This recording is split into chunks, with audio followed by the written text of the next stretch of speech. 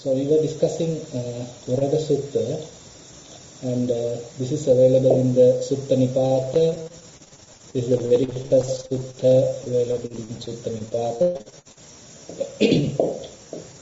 And this is interesting Sutta because it is explaining a certain aspect of the serpents. So as you know, all the serpents, actually they are shedding off their worn out skin. So time to time they experience a worn out skin and they readily let it go. They readily shed it off. And Buddha used this as a metaphor to explain certain aspects of his teaching. And in this sutta, again and again this point is highlighted. Like a serpent sheds off its worn out skin, so let you also let go of the defilements or let go of the attachment or something like that. So again and again that is referred as a ongoing metaphor coming in this all verses.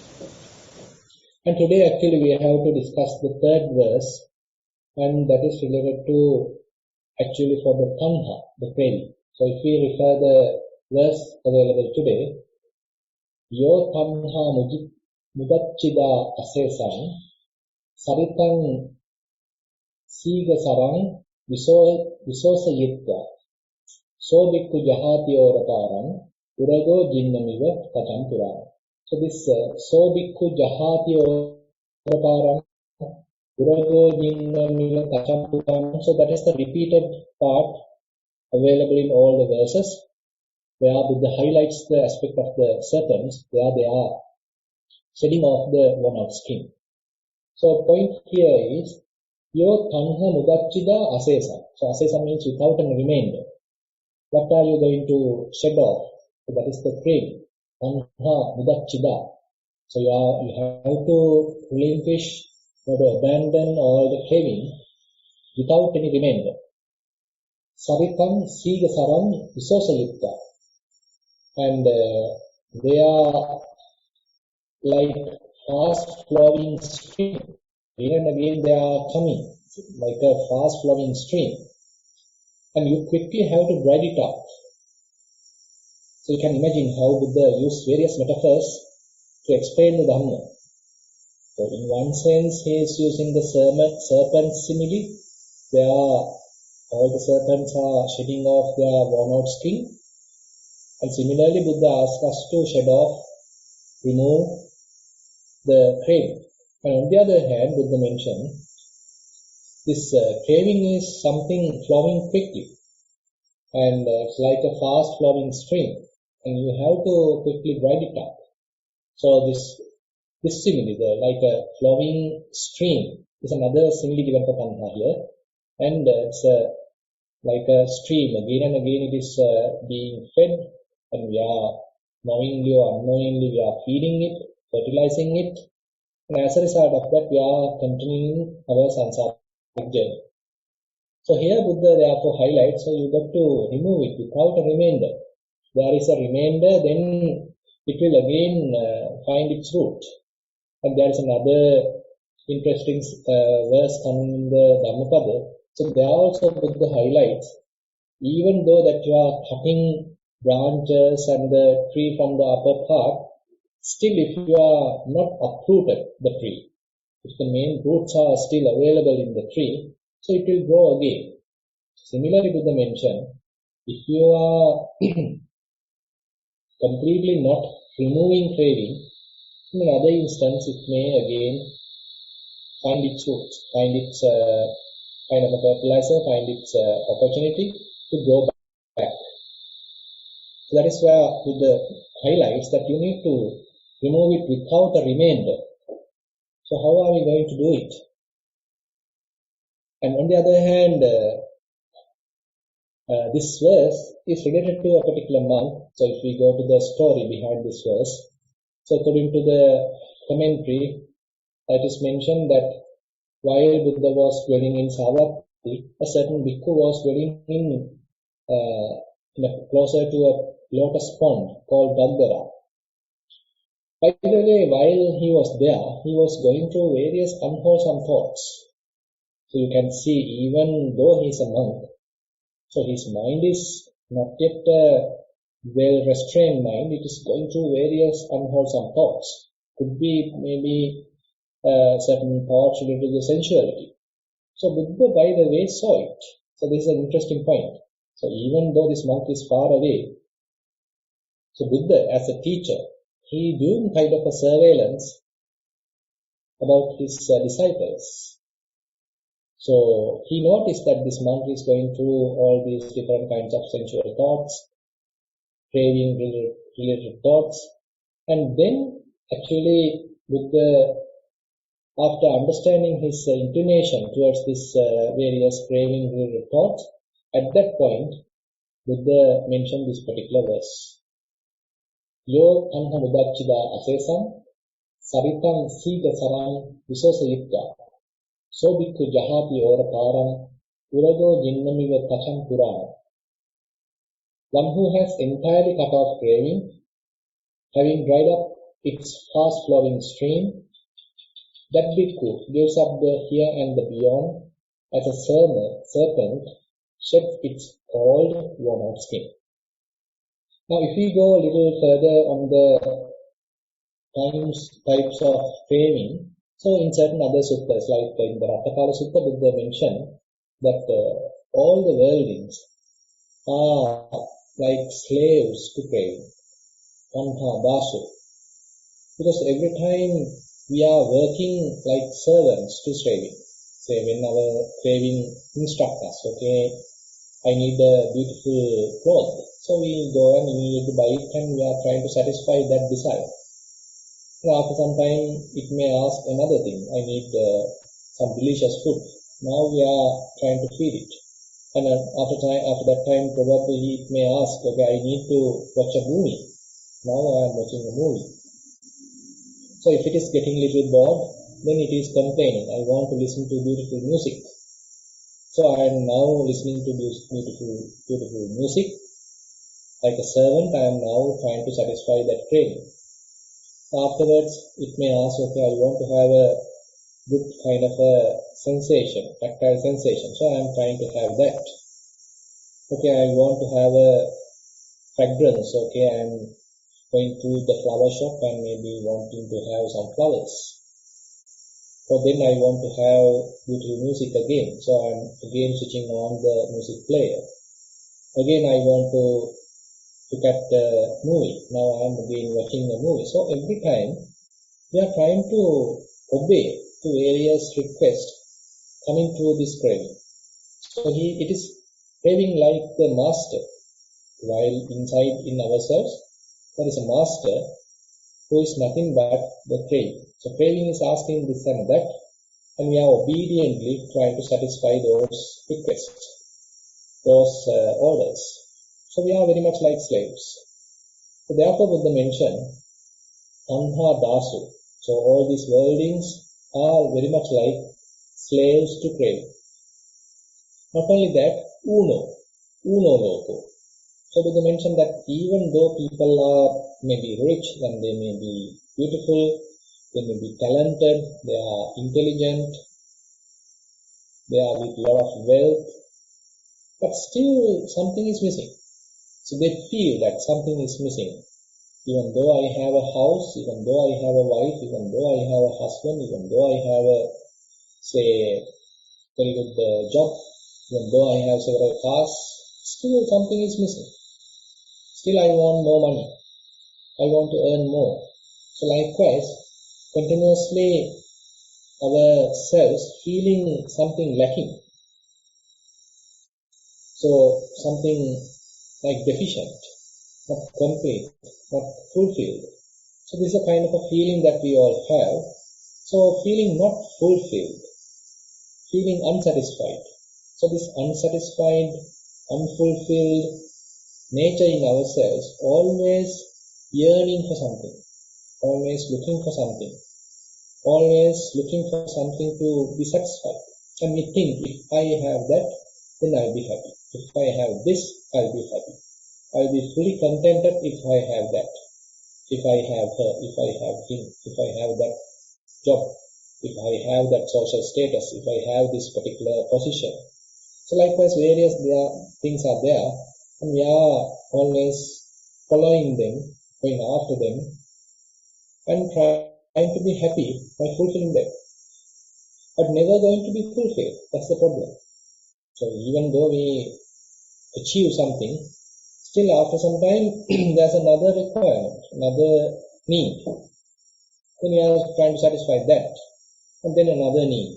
Then we are trying to satisfy that. So it's a kind of an endless cycle, never ending. So, and again, in this whole samsara, Buddha mentioned, so this craving is like our companion. Tanha dutiyo puriso vigamadhana samsara. So, with craving as a partner. So our partner is no one else, just the craving. So craving is there always with us, not only in this life, even in the all previous lives. Craving is with us. Craving was with us. And it is the one always giving us orders, and we are like servants. We are trying to fulfill those orders. So this is the kind of the samsaric journey that we all are going through, keeping craving as our master, as our companion, as our partner. So using that, we are going from this life to the next life, and even from this moment to the other moment. So each moment, if we have a future desire, so that future desire always have a kind of an inclination in our mind, and using which we are being driven. I want that, I want this, I have this ambition, I have that ambition. So likewise, we are driven by all these ambitions. By the way, these ambitions are sometimes necessary. Without them, we can't have some kind of a motivation.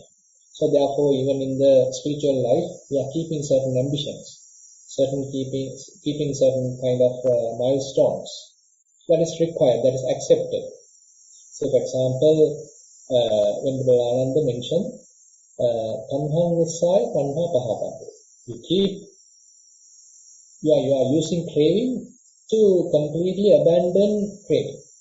So at the beginning you have a kind of a craving. I want to become a sotapanna, I want to become a srimana, I want to become a sakadagama, I want to have a jhana, I want to have vipassana knowledge. So likewise, these are also type of cravings, but more focused on spiritual life, and those are in a way helping us to drive in the path, to motivate ourselves in the path. But as we move forward, so that very desires have to be abandoned. So as we are moving forward, so we may understand we don't need to struggle. We don't need to have that kind of a strenuous practice now. So I have gone through a certain amount of practice now. Now the mind is fairly mindful, and fair amount of clarity is there, and I can recognize various defilements coming again and again. So now it's a matter of maintaining this skill. No need to struggle. Struggling is not necessary right now. So likewise, we have to reflect about our practice and accordingly do the adjustments. So in our early stages of the practice, it is very much like a struggle, very much like a striving. And you want to do something, you want to have something. But later, as we move forward, so it becomes somewhat calm, serene, and you have to allow things to happen, and we are very much like become a distant observers. So things are happening, and we take a step back, and we are able to observe things. So that is kind of a matured approach as we are getting while we are moving forward. Now, if we consider more aspects of craving, we will mention 3 types of craving: kama tanha, bhava tanha, and vibhava tanha. So kama tanha actually we all can understand. So basically the desire for sensuous items. Say you have a desire to beautiful, say, sceneries, beautiful sights, and we have a desire to use beautiful music, some various sounds, and we have desire to various fragrances, and we have desire to various delicious food and tastes, And again we have desire for some comfortable tactile sensations. So these are the five sensual thoughts we mentioned, panchakama, and we are very much like always trying to fulfill them, trying to gratify our senses. So this is what we call as the kama tanha. And we are driven by that. We always, say during our young age, okay, we want certain playthings, we want toys, etc. And maybe as we move forward, we want, another type of things. And once we become a youth, probably now we need some sexual satisfaction, and we need to have some love, romance, etc. And as we move forward, now we have kind of a desire for various status. I need a position, I need a designation, I need a social status. So these are the things. And then as we move forward, maybe kind of a reputation, to maintain the reputation, to protect the reputation. So likewise, as we move forward in our whole life, these desires actually evolve. It's not the same type of desires that we always have, but these desires also evolve.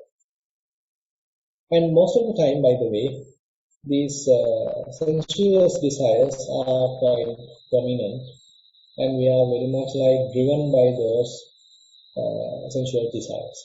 And on the other hand, another type of desire to be mentioned is the bhavatanha. I want to become someone. I want to have something. So I always, at the moment I am not satisfied, always I am inclined towards a future status, future state of mind maybe. Currently I am going through certain unhappiness, and I am desiring certain happiness. So this is a kind of a driving force. We are always driven by this bhavatanha. I want to become this, I want to become a doctor, I want to become an engineer, I want to become a superior, I want to become a reputed person. So likewise, this becoming process is an ongoing process. So while sort of triggered by that bhavatanha, probably I may fulfill certain sensual gratification as well. So the manifestation might happen through the five senses as a kama tanha, but deeply rooted, the subtle level, probably we can recognize some kind of a desire to become. So this you can understand how carefully Buddha has analyzed our mind. So how deeply rooted these desires are.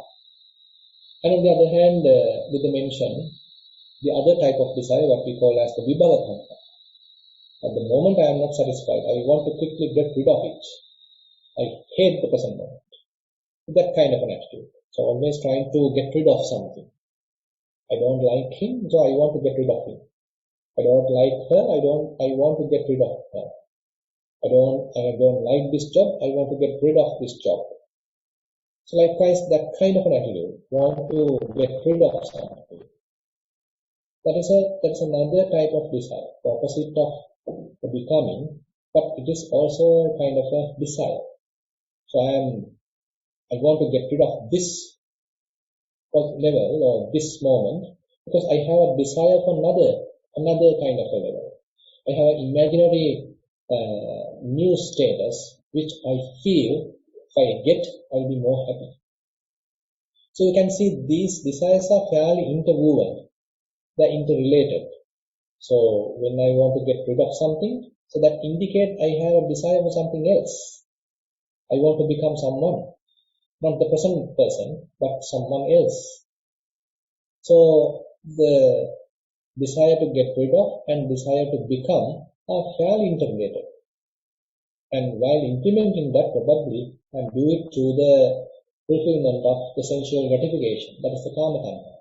So these three desires in that sense are fairly integrated. And we are constantly trying to fulfill them. And that is why Buddha mentioned they are like the masters. They are always with us. They are our companion, our partner. And they are always telling us, do this, do that, do this, do that, give me that, give me this. So these are constantly available in ourselves, and we are like victims, slaves, trying to fulfill them. So how to overcome them? So that is the interesting question. So that is where we are going through the Vipassana practice mainly. So to understand the various kinds of desires we have. And Buddha mentioned, when you recognize such kind of a desire available in the mind, so don't try to fulfill it, don't try to satisfy it. Just recognize it as a desire. So you need to recognize it, you need to properly pinpoint it, you need to locate it, you need to properly identify that desire, and then what are we going to do? Then Buddha mentioned, abandon it, let it go. Don't try to fulfill it, rather now you need to let it go. So actually Buddha mentioned desire or this tanha, craving, as the second noble truth. So tanha is the second noble truth, the statement, pariyatti, and the discipline towards that, or the patipatti, the activity, how are we going to operate? This is where Buddha mentioned tanha pahatamba, dukkha samudaya pahatamba, where you have to abandon the dukkha samudaya, you have to abandon tanha, craving. So whenever we notice certain desire in our mind, so typical approach is to fulfill it. Like as I mentioned, whenever the partner is telling something, okay, I'm ready to fulfill it. So that is the typical approach. But here, it's very much like you are abandoning that request. So there is a desire, there is a craving for this and that, but recognizing that as the craving. It is not my craving, it is not myself, but it is craving, deeply rooted. And once we recognize that craving, so Buddha mentioned, you got to relinquish it, you got to abandon it. So actually we have to do it slowly. We can't do it immediately, even though we theoretically know this is what we need to do. So in order to do that, we need to go through a certain amount of practice. Say for example, when you are practicing Dhatu Manasikara. So here we are recognizing various aspects of the body, how the body is operating. So in a way we are developing a fair amount of wisdom here, recognizing various body parts and how they are operating, how various elements are operating within the body. So ultimately we lose the compactness of the body, and again we lose the passion towards the body. Previously I was recognizing this body as me, mine, myself, but now instead of that we recognize this body as merely an operation of four elements. They are constantly changing, and we have no control. So in that sense, slowly I am losing the attachment towards the body, and I am losing the illusion towards the body. More and more I have a better understanding about the body. So that helps us to have a kind of a dispassionate attitude towards the body, and similarly towards various feelings. Say at the beginning I have a great desire to say pleasurable feelings. So that is where we are going through the pressure principle. But as we continue Vedananupassana, so we are carefully observing various feelings, carefully examining how these pleasurable feelings appear and how they disappear. So as we continue this, so we have a kind of a talent, kind of a skill. Even when pleasurable feelings are there, we can step back and watch it objectively, without being victim to it or driven by those feelings. We can step back and watch these feelings. So this observation is quite important, and that is where now we are no more a victim of these feelings, and we are not trying to feed these feelings. Rather, we can distantly observe it. This also helps to abandon the craving and to have a kind of a dispassionate attitude towards the feelings. Similarly, the perceptions. So various perceptions happen, various signs happen in your mind, mental images happen in your mind. So time to time these images are appearing in the mind, but you are ready to notice them. So once you notice a particular image, without identifying with it, without giving a person to it, without attributing a person to it, if you are skillfully able to recognize it as an image, mental image, then no more you are being deluded by that, and you are simply able to abandon that. So likewise, we are going through this careful observation, investigation, and that helps to develop an amount of wisdom, and that helps to develop an amount of disenchantment. Rather than passionate about the things, rather than having a lot of craving, desire towards things, now you are able to have kind of a dispassionate attitude towards things. So with this approach, therefore, it's not only sort of willfully or with using force that we are trying to abandon things, rather we are developing kind of a wisdom which helps us to happen this letting go process quite smooth. It's not that you are forcefully letting go. It's not that you are forcefully abandoning, relinquishing. Rather, so you are removing the certain reasons for us to have this craving, removing certain misunderstandings or perversions we have, which actually cultivate the craving. Now, when we are able to abandon those misunderstandings or wrong understandings or perversions related to things, and instead, once we have proper understanding, proper wisdom, instead of perversions, we have the proper wisdom, proper perspective about things, then Buddha mentioned the abandonment is quite natural. You don't need to force yourself to abandon something. You don't need to force yourself to let go something. Rather, the mind can naturally let it go. Mind may ready to let it go smoothly. That's an interesting point. So when we are discussing with this teaching, and probably certain people get sort of upset, how I am going to abandon you, how I am going to let go, I like him, I like her, okay, I like this, I like that, I have a lot of desires, how am I going to let go of those? So that is not the point actually. So it is not that you are trying to let go of your wife, your husband, your children, your house, your job. It is not the point. Rather, you are able to have a kind of a developed mindset where your mind is not attached with anything. You may live a household life, but have an attitude where instead of attachment, you are capable of maintaining non-attachment. Instead of grasping, now you are able to maintain an attitude of non-grasping, a skill of non-grasping, because you have seen the truth, seen the reality. So you have investigated the things, you have seen things as they truly are. So as a result of that, Buddha mentioned, naturally the mind is ready to abandon, mind is ready to let go. Mind doesn't want to hold on to something. It is very much, from the outside, it's very much like he's holding something. Say, for example, if you are leading a household life, the others may see that you are holding something. You are maybe maintaining a car, maintaining the family, you are going to a job. There seems to be no difference.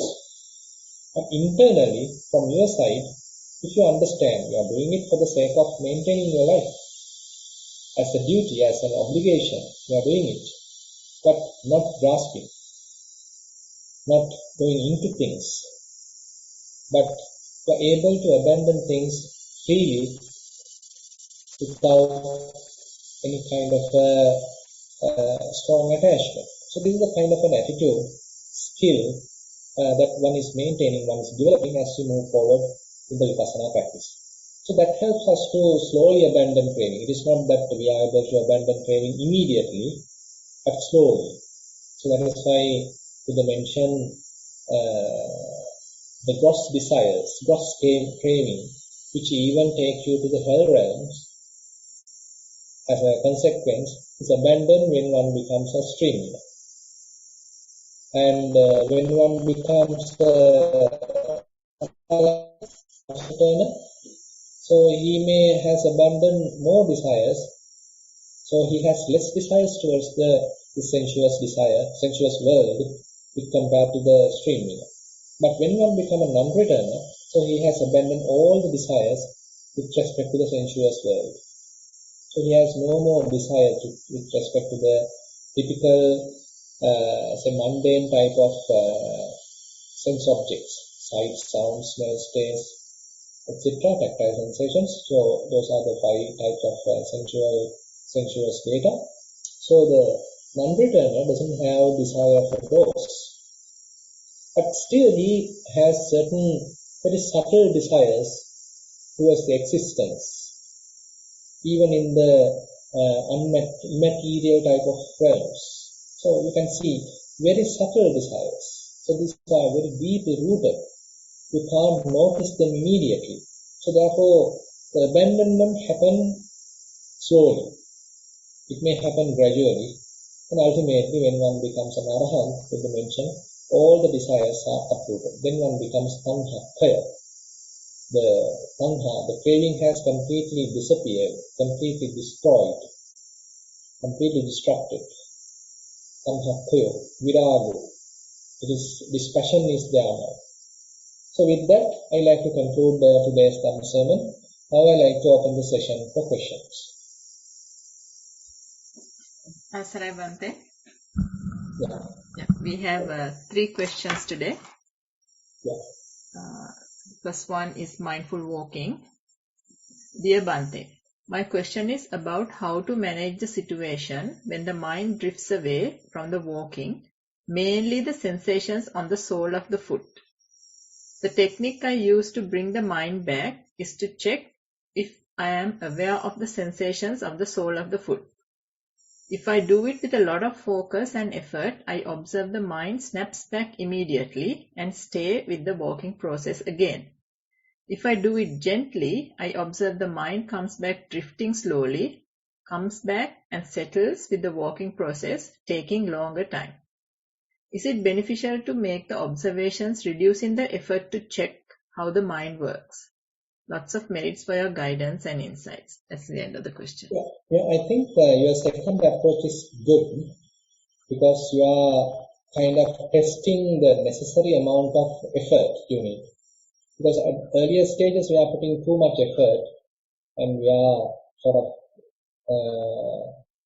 unnecessarily putting a lot of effort. But later, as you are doing right now, you do a little bit of an experiment. What is the exact amount of energy required for this process? I am not thrusting the mind, I am not pushing the mind too hard, rather I am keeping it gently.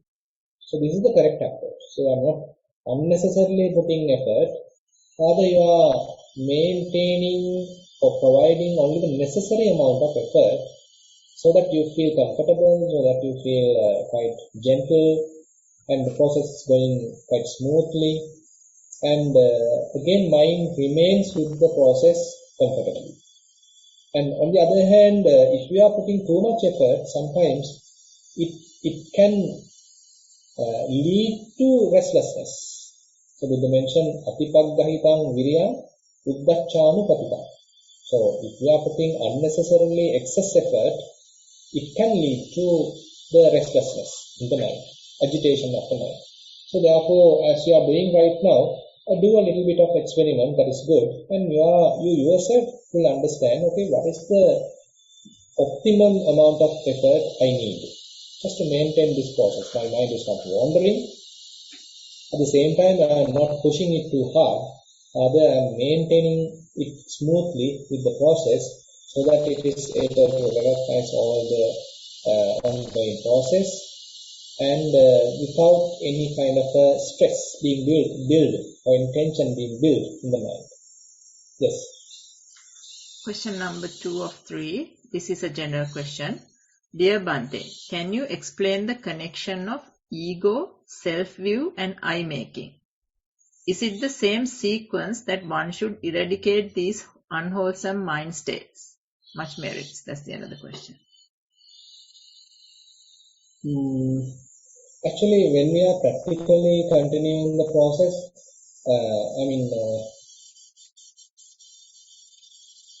maybe the gross kind of mind making is something that which is easy to recognize.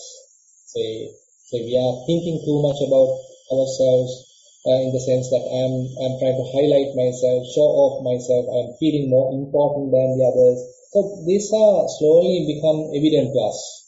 So how I am trying to show off, how I am attributing a very important person here. So these are where, I don't know, the proper term is ego. So once you recognize it, slowly you are abandoning that. Slowly you are not giving any value to that, and you are not being deluded by that kind of a desire. Now you become kind of more realistic and say not trying to show off, and you are maintaining a very humble kind of an attitude. But that doesn't mean, if you are supposed to do an administrative task, you may take it and do it. During that time, you know that you are playing a role. But later again, you become calm and you know that you are using that thought only to do the job. That's it. And on the other hand, maybe the conceit-related ones, those may be more subtle. So I am comparing myself with another. So still, there is no huge ego, but rather I do some sort of a comparison. He's better than me. He's angry of me. Or he's in a better position than myself. He may get more marks better than me. He's more beautiful, more prettier than me. So likewise, I am doing some sort of a comparison between myself and another person. So that itself is kind of a self-making. Buddha mentioned as conceit, mananusaya. So we have this kind of a very subtle comparison going on. And Buddha mentioned, and when you do that kind of a comparison, there's still a certain amount of unsatisfaction, a kind of a dukkha might arise. So you can notice that little bit of dukkha, the unsatisfactoriness. So he may be better than me. So I feel a little unsatisfied. I feel a little unsafe. I feel better, not superior. I feel inferior. So this kind of a superiority or inferiority complex, these are all coming because of this comparison. I feel this. Sometimes if we are doing it too much, this also can become kind of a gross feeling. Anyway, if we are able to notice them slowly, we can abandon them. So I can't exactly say every time we have to do according to this order, but time to time we can notice them. So when Buddha instructing, Buddha has taken things together like ahankara, mamankara, mananusaya. So kind of a stock frame Buddha used, ahankara, mamankara, mananusaya. Ahankara is the I-making, mamankara is the mind-making, mananusaya is the conceit. So all are aspects of the ego. So if we are able to recognize these levels happens in our mind and abandon them slowly, I can't say whether we are doing in the same order. First we do eye making, then we do mind making, and then we do conceit. So we can't say like that. Rather, whenever these things are available, we are trying to avoid the feeling of them.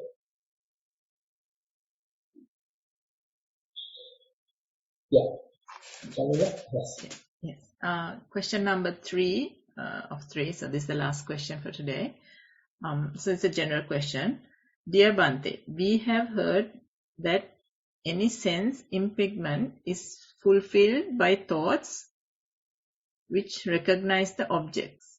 Can one be mindful on these subtle thoughts as well? For example, if we see something, the thoughts which recognize the sight can be very subtle and deep within the consciousness. With metta, that's the end of the question. I don't know if it's clear. Now, yeah, so actually according to the process, so you can refer Madhupindika Sutta, so the sense impingement happen as according to that sutta, say when the object is there and the eye is there, so then we get the kind of a consciousness, so we are conscious about this particular object, and then there's a kind of a feeling us, and then we are trying to recognize it. So, yang vedeti tang sanjana. So, whatever we felt, now we want to recognize. So, afterwards only that we do the thinking. Yang sanjanati tang vidakketi. Now the thinking starts. Now later on we add more and more thinking, and then it can become a mental proliferation. But here you can see the feeling part and the recognition part is prior to the thinking process, and afterward only we start thinking. So there could be kind of a feeling process going on, and even recognition process going on without thoughts. So that is where the interesting point.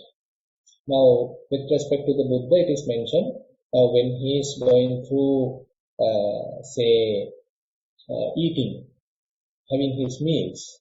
So it is mentioned, rasa patisangvedi chako bhavan gotamo nocha rasa raga patisangvedi. So the Buddha knows exactly this is the kind of taste available while he is eating, but there are no any kind of craving with respect to that. So it seems that he is going through the eating process, knowing each and every taste, but there seems no thoughts with respect to that. So therefore, thinking is not a must, thoughts are not a must, but the feelings may be present without thoughts. Yeah. So that was the last question we had to the Google form. I'm just wondering if anyone has any questions, because we have a little bit more time. If anyone would like to raise their hand and ask a question directly from Bhante, we can accommodate that today because we have less questions. I think because there's few Vesak programs also happening today, so people probably have gone for that. That's why we have less number of participants today as well. We'll give a few minutes if anyone wants to raise their hand and ask a question.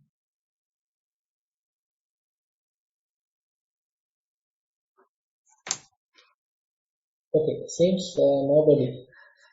Everyone is satisfied, everyone is having Preeti Vesak.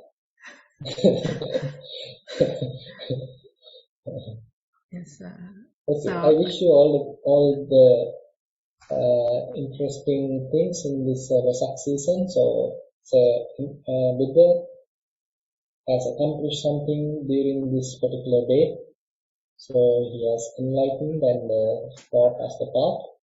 So as his disciples, as his followers, so it is up to us to investigate his teaching and try to live according to that teaching, so that we are able to understand the value of his teaching. Okay, thank you very much. So we would conclude the program for today. To end the program, I would first like to thank Bhante for giving up his valuable time and guiding us today. Also, I'd like to pass our merits to everyone, both seen and unseen, who are enabling this program, as well as pass our merits to the participants for joining the program. So until next time, Thero Saranai. Sadhu, sadhu, sadhu. Thero Saranai. Thero.